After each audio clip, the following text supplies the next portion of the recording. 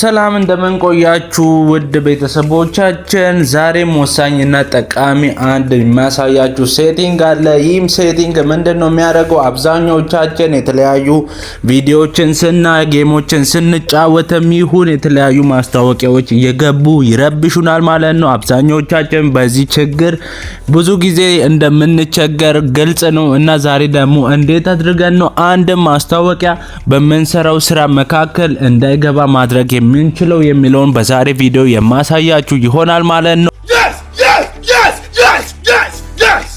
እናንተም ቪዲዮውን እስከ መጨረሻው ተከታትላችሁ ከዚህ ችግር እንደምትላቀቁ አልጠራጠርም ማለት ነው። ቀጥታ ወደ ቪዲዮ እንሄዳለን። መጀመሪያ ሁላችንም ስልካችን ጋር በመሄድ ሴቲንግ የሚለውን እነካለን። ከላይ ምልክቷን እንደተመለከታችሁ ሴቲንጉ ጋር ከሄደን በኋላ ወደ ታች ዝቅ ስናረግ ኮኔክሽን ኤንድ ሼሪንግ የሚል አለ። እዛ አንዴ ክሊክ እናደርጋለን ማለት ነው፣ ኮኔክሽን ኤንድ ሴቲንግ የሚለው ውስጥ። ከዛ ዝቅ ስንል ደግሞ ቪፒኤን፣ ፕራይቬት ዲኤንኤስ፣ አንድሮይድ አውቶ የሚሉ ሶስት ነገሮች አሉ። እኛ የምንፈልገው ፕራይቬት ዲኤንኤስ የሚለውን ነው።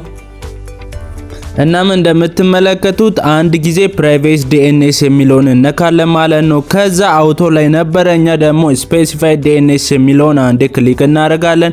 ከዛ ከታች መጻፊያ ነገር ያመጣላችኋል። እዚህ ጋር ይሄን ከጎን የማስቀምጠውን ነገር ጻፉ፣ ወይም dns.adguard.com ብለን እንጽፋለን ማለት ነው። ከዛ ሴቭ የሚለውን ነክተን መውጣት ነው ማለት ነው።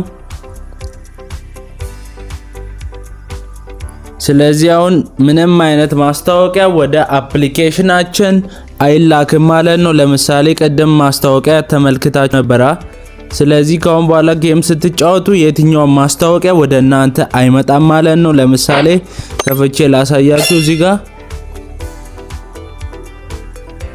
ለምሳሌ አንድ አፕሊኬሽን ከፍቼ ላሳያችሁ። በፊት ማስታወቂያዎች ዝም ብሎ የገቡ ያስቸግሩኝ ነበረ።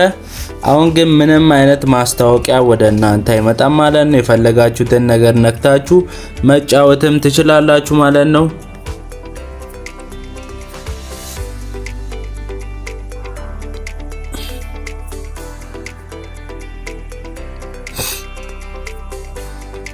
ስለዚህ እንዲያርጋችሁ መቅረፍ ትችላላችሁ ማለት ነው። የትኛውም ጥያቄ ካላችሁ ኮሜንት ላይ አስቀምጡልኝ። ለዛሬ ይሄን ከነገርኳችሁ ይበቃል። በቀጣይ እስከምንገናኝ ባይ ባይ።